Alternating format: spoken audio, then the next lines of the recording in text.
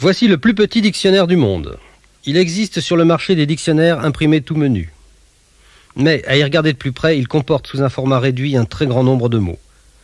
Celui-ci est le seul à ne comporter qu'un seul mot par lettre de l'alphabet, et encore pas toutes les lettres. À titre de comparaison, je signalerai que la dernière édition du Petit Robert comporte 2000 pages, soit, à raison d'une moyenne de 20 mots par page, 40 000 mots, ce qui revient à dire que le dictionnaire superflu à l'usage de l'élite et des bien nantis comporte 39 994 mots de moins que son plus sérieux concurrent. Des chiffres qui se passent de commentaires et qui expliquent le prix relativement élevé de cet ouvrage hors du commun. A comme alunissage, nom masculin. Du latin luna, la lune, et du préfixe a, très joli également. Procédé technique consistant à déposer des imbéciles sur un rêve enfantin. Les accessoires utiles à l'alunissage, outre les imbéciles, sont 1. La fusée, sorte de véhicule autopropulsé comportant de nombreux aménagements sophistiqués. 2. La Terre pour partir. 3. La Lune pour témoin. Fin 1984, on évaluait à 1 environ le nombre des alunissages. L'Union soviétique, pourtant surdéveloppée techniquement, puisqu'on y produit en moyenne chaque année une chaussure de pointure 42 et une bombe thermonucléaire par habitant, n'a jamais procédé au moindre alunissage. Il faut voir dans cette attitude antiscientifique de l'URSS une volonté de respecter les rêves des enfants, qui ne manquera pas de surprendre venant d'un pays dont le but idéologique avoué est d'établir une société comprenant plus de censeurs que de censurés, sans brûler les juifs. B comme bleu. Adjectif et nom masculin. Bleu, blau, blef, blou, blou, blau, bla, 11e siècle. Qui est d'une couleur voisine du rouge, mais pas très. Un ciel bleu, des yeux bleus, les flots bleus, une Opel Kadett bleue. Figuré, boucherie, un steak bleu, s'emploie pour désigner un steak rouge. Figuré, en marine, bisu, faut pas me prendre pour un bleu, racame le rouge. C comme chaussure. Nom féminin. Objet que l'on porte à son pied dans le but de l'isoler des sols froids ou grumeleux. La pénurie de chaussures désoblige le grincheux. D comme directeur. Nom masculin du latin di, la première porte, et rectus à droite. Depuis l'aurore de l'humanité et jusqu'à la semaine dernière, si les troupes du pacte de Varsovie se foutent pas sur la gueule avec celles de l'OTAN, le mot directeur a toujours désigné un personnage important. Alors qu'une blanche vaut 2 noirs, un directeur vaut 12 berrichons. On ne dit pas un petit directeur, on dit un chef de rayon. On ne dit pas un grand directeur, on dit un chef de diamètre. E comme endive. Nom féminin, sorte de chicorée domestique que l'on élève à l'ombre pour la forcer à blanchir. La caractéristique de l'endive est sa fadeur. L'endive est fade jusqu'à l'exubérance. Sa forme, qu'on peut qualifier de n'importe quoi, genre machin, est fade. Sa couleur, tirant sur rien, avec des reflets indescriptibles à force d'inexistence, est fade. Son odeur, rappelant à l'amnésique qu'il a tout oublié, est fade. Son goût, enfin, puisque, dit-on, de nombreux pénitents mystiques préfèrent en manger plutôt que de crapahuter sur les genoux jusqu'à Saint-Jacques-de-Compostelle, atteint dans la fadeur gastronomique des sommets que le rock mondial frôle à peine dans la pauvreté créatrice. L'endive, en tant que vivante apologie herbacée de la fadeur, est l'ennemi de l'homme qu'elle maintient au rang du quelconque, avec des frénésies mitigées, des rêves éteints sitôt rêvés, et même des pinces à vélo. L'homme qui s'adonne à l'endive est aisément reconnaissable. Sa démarche est moyenne, la fièvre n'est pas dans ses yeux, il n'a pas de colère et sourit au guichet des ascédiques. Il lit Télé 7 jours. Il aime tendrement la banalité. Au beau jour, il vote, légèrement persuadé que cela sert à quelque chose. F comme femme, nom féminin, du latin femina. Être humain de sexe non masculin. La femme est le produit d'un os surnuméraire, disait Bossuet, qu'on ne saurait taxer de misogynie, eu égard à l'exquise compréhension qu'il afficha toute sa vie à l'endroit de la jante féminine, huguenotes et catins exceptés. Cette définition toute nimbée de délicatesse semble aujourd'hui quelque peu restrictive. La femme, à y regarder de plus près, est beaucoup plus qu'une excroissance osseuse. La femme est une substance matérielle organique, composée de nombreux sels minéraux et autres produits chimiques parés de noms gréco-latins comme l'hydrogène ou le gaz carbonique, qu'on retrouve également chez l'homme, mais dans des proportions qui forcent le respect. Diversement amalgamés entre eux en d'étranges réseaux cellulaires dont la palpable réalité nous fait appréhender l'existence de Dieu, ces tissus du corps féminin forment les viscères. Certains sont le siège de l'amour. La femme est assez proche de l'homme, comme l'épagnol breton, à ce détail près qu'il ne manque à l'épagnol breton que la parole, alors qu'il ne manque à la femme que de se taire. Par ailleurs, la robe de l'épagnol breton est rouge feu, et il lui en suffit d'une. Dépourvue d'âme, la femme est dans l'incapacité de s'élever vers Dieu. En revanche, elle est en général pourvue d'un escabeau qui lui permet de s'élever vers le plafond pour faire les carreaux. C'est tout ce qu'on lui demande. La femme ne peut se reproduire seule. Elle a besoin du secours de l'homme, lequel parfois n'hésite pas à prendre sur ses heures de sommeil pour la féconder. Des observateurs attentifs affirment que la femme prend un vif plaisir dans cette satisfaction de sa viviparité. La gestation chez la femme dure 270 jours, au cours desquels elle s'empiffre, s'enlaidit, gémit vaguement, tout en contribuant à faire grimper les courbes de l'absentéisme dans l'entreprise. Au bout de ces 9 mois, le petit homme vient au monde. L'accouchement est douloureux. Heureusement, la femme tient la main de l'homme. Ainsi, il souffre moins. G comme gynécée, nom masculin. Du grec gunaikos, la femme. Appartement de femme à Athènes et à Rome, dans l'Antiquité, ou à Vierzon, dans le Cher, mais là ça compte pas, c'est un bordel. On retrouve également le terme gynécée dans le vocabulaire arabe littéraire classique, où il prend un sens nettement différent, gynécée signifiant ici, littéralement, non-connaissance, comme le souligne son utilisation dans ce dialogue extrait des contes des Mille et une nuits, ou qu'il est l'imisé des Louvres, gynécée pas.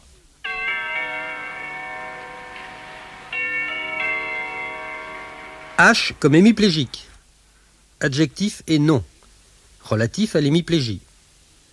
Personne atteinte d'hémiplégie, c'est-à-dire de la paralysie de la moitié du corps, provoquée le plus souvent par une lésion cérébrale dans l'hémisphère nord où les nuits sont plus fraîches. I comme insecte, nom masculin. Du latin insectus, sous le tabouret. Ainsi le mot insecte désigne-t-il un animal si petit qu'il peut à l'aise passer sous un tabouret sans ramper, alors que le python, si. Les insectes sont des invertébrés de l'embranchement des articulés. Il n'y a pas de quoi se vanter. Leur corps, généralement peu sensible à la caresse, est entouré d'une peau à chitine d'aspect volontiers dégueulasse. Il se compose de 3 parties. 1. La tête avec 2 antennes que l'enfant aime à couper au ciseau pour tromper son ennui à la fin des vacances. 2 gros yeux composés à facettes et peu expressifs au-delà du raisonnable. Et une bouche très dure, garni d'un faisceau redoutable de sécateurs baveux dont la vue n'appelle pas le baiser. Le thorax, lisse et brillant, affublé d'un nombre invraisemblable de pattes, est le plus souvent garni de 2 paires d'ailes, dont la finesse des nervures ne manque pas de surprendre chez un être aussi fruste. C'est grâce à ces ailes que l'insecte peut vrombir, signalant ainsi sa présence au creux de l'oreille interne de l'employé de banque assoupi. 3. L'abdomen, divisé en gros anneaux mous et veloutés, et percé sur les côtés de mains trous, faisant également office de trachée pulmonaire. Ce qui est étrange chez la libellule, c'est qu'elle respire par où qu'elle pète. Maurice Genevoix, humus.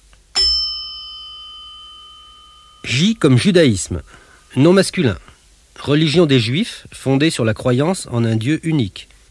Ce qui la distingue de la religion chrétienne, qui s'appuie sur la foi en un seul Dieu, et plus encore de la religion musulmane, résolument monothéiste. K comme kamikaze, nom masculin. Mot japonais signifiant tempête providentielle. Exemple, après dissipation des brumes matinales, les kamikazes viendront réchauffer l'atmosphère au large des côtes. Par extension, le mot kamikaze a désigné pendant la Seconde Guerre mondiale les pilotes suicides japonais qui venaient s'écraser sur les porte-avions américains pour vérifier le principe d'Archimède dans la rade d'Hawaï. En temps de paix, le kamikaze s'étiole. N'ayant nul porte-avions sur lequel s'abattre, il se sent inutile à la société. L'envie de se suicider l'étreint. Pour aider un kamikaze désespéré à en finir, il suffit de le mettre au bord d'une falaise et d'imiter le cri du porte-avions. Aussitôt, le malheureux se jette dans le vide, les bras en croix, en imitant le cri du chasseur bombardier équipé d'un moteur de 960 chevaux, et en hurlant « Banzai », ce qui signifie littéralement « hop ». Pour se reproduire, le kamikaze, après une danse d'amour assez fastidieuse et suintante de simagrées extrême-orientales, dispose la kamikazette au centre du lit nuptial, puis il grimpe sur le buffet Henritot II et se jette dans le vide en criant « Bito Bito », ce qui signifie littéralement « I love you ». L comme lazariste. Nom masculin. Nom donné aux membres de la Société des prêtres de la Mission, fondée en 1625 par saint Vincent de Paul, et appelés ainsi parce qu'ils adoraient la gare Saint-Lazare alors qu'il n'y a vraiment pas de quoi. Le seul intérêt de la gare Saint-Lazare réside dans sa capacité à contenir des trains. L'un d'entre eux, baptisé Train pour Lisieux, sous prétexte qu'il va à Lisieux, présente la particularité, comme son nom l'indique, d'aller à Lisieux. Comme les francs-maçons ou les Hare Krishna, les lazaristes se réunissent en douce la nuit dans des caves où ils se déguisent en n'importe quoi avant de psalmodier de dérisoires incantations à Jean-Baptiste Locomotive, l'inventeur du chemin de fer, qui sera probablement canonisé avant que ça me reprenne.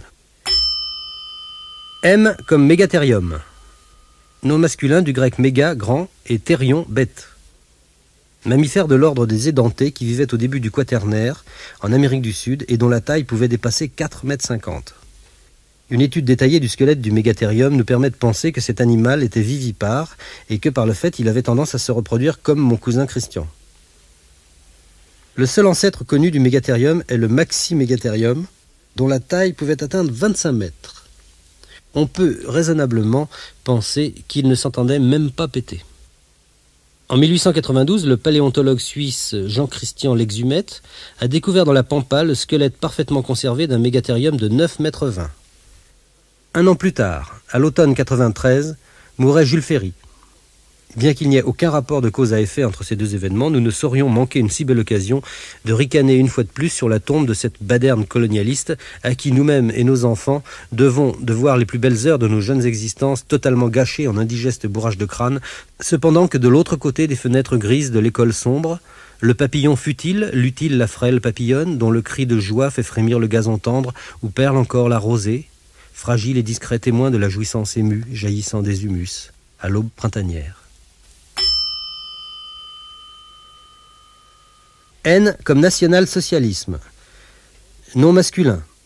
Doctrine fondée par Adolf Hitler pendant les années folles. En abrégé, on dira plus volontiers nazisme, c'est plus joli. Le nazisme tombé en désuétude en 1945, excellente année pour les Bordeaux rouges, encore qu'on puisse lui préférer 47, prônait le racisme, le militarisme, le progrès social et l'assiduité au carnaval métallique avec flambeaux et oriflammes à grelots.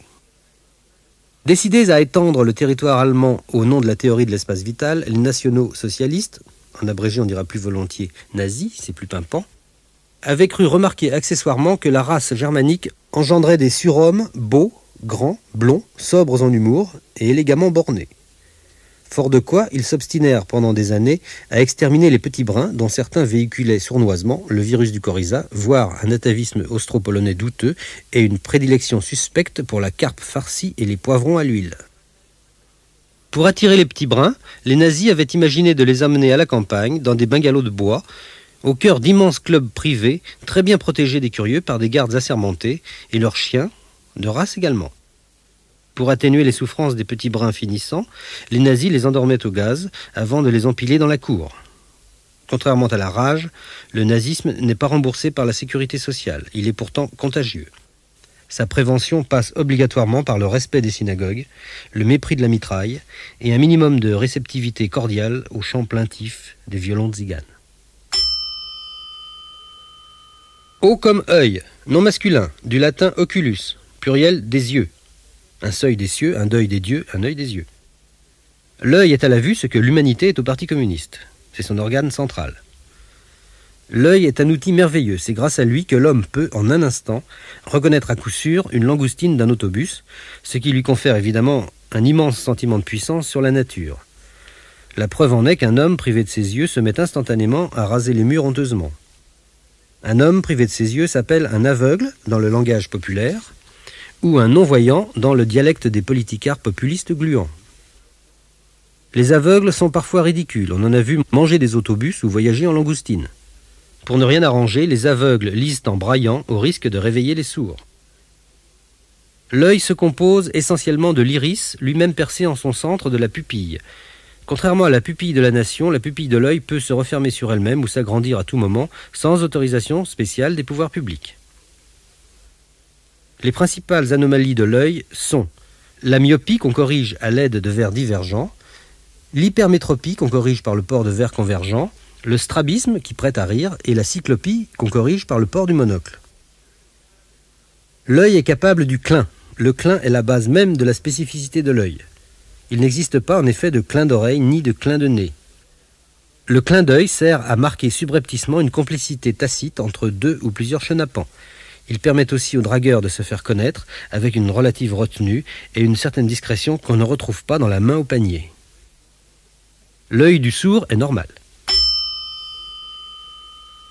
P comme pangolin. Nom masculin du malais pangolingue qui signifie approximativement pangolin. Mammifère édenté d'Afrique et d'Asie couvert d'écailles cornées, se nourrissant de fourmis et de termites. Le pangolin mesure environ 1 mètre. Sa femelle s'appelle la pangoline. Elle ne donne le jour qu'à un seul petit à la fois qui s'appelle Toto. Le pangolin ressemble à un artichaut à l'envers avec des pattes, prolongées d'une queue à la vue de laquelle on se prend à penser qu'en effet le ridicule ne tue plus. Q comme quadrimane. Adjectif et nom masculin. De quadru, 4, et manus, main. Qui a 4 mains. Exemple, le rossignol n'est pas quadrumane. R comme rouquin. Adjectif et nom. Familier, qui a les cheveux roux. Le rouquin est un mammifère vivipare omnivore assez voisin du blondinet. Pas trop voisin quand même, car le blondinet fuit le rouquin, dont on nous dit qu'il pue, qu'il est la honte de l'espèce, le banni pestilentiel au regard faux sous un sourcil rouille. Mais méfions-nous des jugements hâtifs. La femelle du rouquin n'est pas la rouquine, aussi vrai que celle du coquin n'est pas la coquine, ou alors si, mais pas forcément. En général, nous dirons que la coquine sied mieux au rouquin et la rouquine au coquin que la coquine au coquin ou la rouquine au rouquin. Parmi les différents types de rouquins, le rouquin cul-de-jatte est le plus défavorisé. À l'instar du manchot qui louche, le rouquin cul-de-jatte prête à rire doublement. On reconnaît le rouquin aux cheveux du père et le requin aux dents de la mère. Passé la cinquantaine, le rouquin risque de perdre ses cheveux, soit par le simple effet du temps qui passe, soit à la suite d'un traitement anticancéreux généralement inutile, mais toujours à la mode chez les mondains de Villejuif. Dans un cas comme dans l'autre, il serait presque impossible alors de reconnaître un rouquin d'un homme normal, n'était-ce les taches de rousseur que Dieu inventa au soir du premier jour, alors qu'il secouait ses pinceaux sans malice, après avoir créé le premier crépuscule flamboyant à l'est d'Éden. S comme sens, nom masculin, du latin sensus. Faculté par laquelle un organisme vivant, plante, animal, directeur de la maison de la culture de Sarcelles-Locher, etc., est renseigné sur certains éléments du milieu extérieur de nature physique, vue, audition, sensibilité à la pesanteur, toucher, ou chimique, goût, odorat. Les organes des sens, chez Gégène et par extension chez l'homme en général, sont la vue, le goût, l'odorat, le toucher et Louis XIV. T comme torture. Nom commun, trop commun, féminin, mais c'est pas de ma faute. Du latin tortura, action de tordre. Bien plus que le costume 3 pièces ou la pince à vélo, c'est la pratique de la torture qui permet de distinguer à coup sûr l'homme de la bête. L'homme est en effet le seul mammifère suffisamment évolué pour penser à enfoncer des tisonniers dans l'œil d'un lieutenant de vaisseau dans le seul but de lui faire avouer l'âge du capitaine. La torture remonte à la nuit des temps. À peine eut-il inventé le gourdin que l'homme de Cro-Magnon songeait aussitôt à en foutre un coup sur la gueule de la femme de Cro-Magnon qui refusait de lui avouer l'âge de pierre.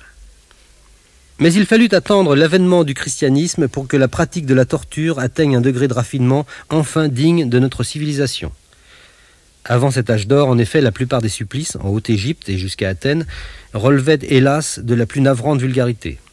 Les Spartiates eux-mêmes, au risque d'accentuer la dégradation des sites, n'hésitaient pas à précipiter leurs collègues de bureau du haut des falaises lacédémoniennes pour leur faire avouer la recette de la Macédoine. Quant à l'invasion de la Grèce par les légions romaines, on n'en retiendra que la sanglante boucherie au cours de laquelle le général Pinocchus se fit révéler le théorème de Pythagore en filant des coups de pelle aux punaises. Pour en revenir aux chrétiens, on n'oubliera pas qu'après avoir été sous les Romains les premières victimes de la torture civilisée, ils en devinrent les plus sinistres bourreaux pendant l'Inquisition. Aujourd'hui encore, quand on fait l'inventaire des ustensiles de cuisine que les balaises du Jesus Fan Club n'hésitaient pas à enfoncer sous les ongles des hérétiques, ce n'est pas sans une légitime appréhension qu'on va chez sa manucure. Aux portes de l'an 2000, l'usage de la torture en tant qu'instrument de gouvernement se porte encore bien, merci, même si sous nos climats elle a tendance à tomber en désuétude.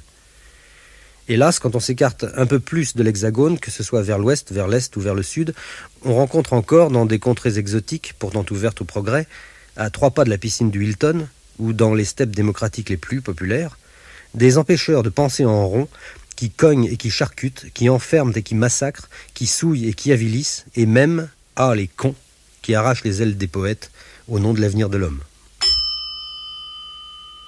V comme vélo. Nom masculin, abréviation de vélocipède, du latin velox, rapide, et pes pedis, pied. Véhicule à 2 roues, dont la roue arrière est actionnée par un système de pédales agissant sur une chaîne. Une erreur courante consiste à penser que le vélo est le mari de la bicyclette. C'est faux, c'est son amant. À l'origine, le vélocipède était formé de 2 roues de diamètre différents, la grande roue à l'avant, la petite à l'arrière, parce que si Jean-Sébastien Vélocipède, l'inventeur, avait fait le contraire, il se serait cassé la gueule à peine hissé sur sa selle. 10 ans après l'invention du vélo, le jeune Paul-Émile Bicyclette commet une erreur invraisemblable à la chaîne. Il assemble 2 grandes roues sur la même machine et 2 petites roues sur une autre, créant ainsi tout à fait par hasard ces 2 grands chefs-d'œuvre du génie humain, le grand vélo et le petit vélo. D'où l'expression désormais courante « avoir un petit vélo » qui désigne le plus souvent les gens qui se mélangent les pédales. Tombé en désuétude en tant que moyen utilitaire de locomotion, depuis l'avènement de Concorde, qui permet de rallier New York à Paris sans s'encombrer de boyaux de rechange ou de bidons disgracieux, le vélo est encore utilisé de nos jours à des joutes sportives très connues dans nos régions sous le nom de course de vélo. Encore peu encline aux joies du golf et toujours fermée aux émois de l'aquaplane, la masse est très friande de ces courses de vélo, dont la plus célèbre est le Tour de France, créé en 1904 par Vasile Vasiliu Vasidon Vasimimil. W comme whisky. Nom masculin, mot anglais emprunté à l'irlandais. Eau de vie de grain que l'on fabrique surtout en Écosse et aux États-Unis. Le whisky est le cognac du con. Son bouquet évoque la salle d'emboîtage des vaccins antigrippaux de l'Institut Mérieux. Additionné d'eau gazeuse, il insulte le palais de l'homme de goût, qui l'éclabousse d'inopportunes salaisons et de bulles impies que le champenois crache au Norrois dans son mépris d'Albion. En vieillissant, le whisky gagne en platitude ce qu'il perd en infamie. On peut y conserver ses bébés morts en bas armagnac. X comme xyphophore. Nom masculin du grec xyphos, épée, et phoros, qui porte. À ne pas confondre avec sénestrophore, du grec phoros, qui porte, et du latin sinistère, à gauche.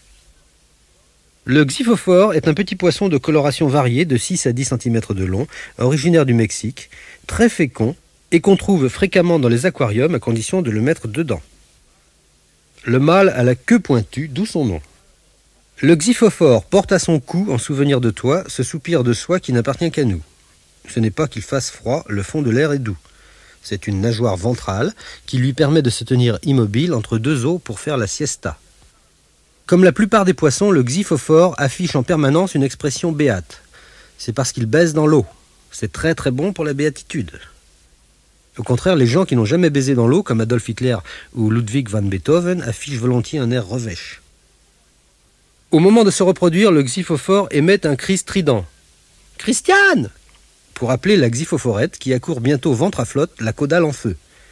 S'ensuit alors une danse d'amour effrénée dont le tendre spectacle ne peut que toucher le cœur de tout homme capable de supporter un documentaire écologique marin sans balancer ensuite une grenade offensive dans le lac d'Anguien.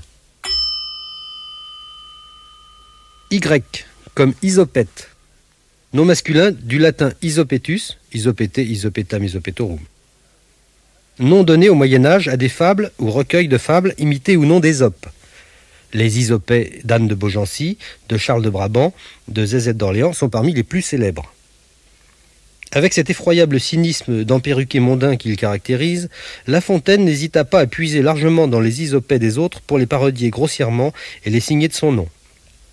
Grâce à quoi, de nos jours encore, ce cuistre indélicat passe encore pour un authentique poète, voire pour un fin moraliste, alors qu'il ne fut qu'un pilleur d'idées sans scrupules, doublé d'un courtisan lèche-cul craquant des vertèbres et limbagoté de partout, à force de serviles courbettes et honteux léchages d'escarpins, dans les boudoirs archiducaux où sa veulerie plate lui assura le gîte, le couvert et la bézouillette, jusqu'à ce jour de 1695, où, sur un lit d'hôpital, le rat, la belette et le petit lapin lui broutèrent les nougats jusqu'à ce que mort s'ensuivit, ce qui prouve qu'on a souvent besoin d'un plus petit que soi.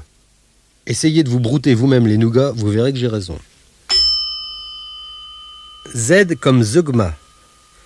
Nom masculin. Mot grec signifiant réunion.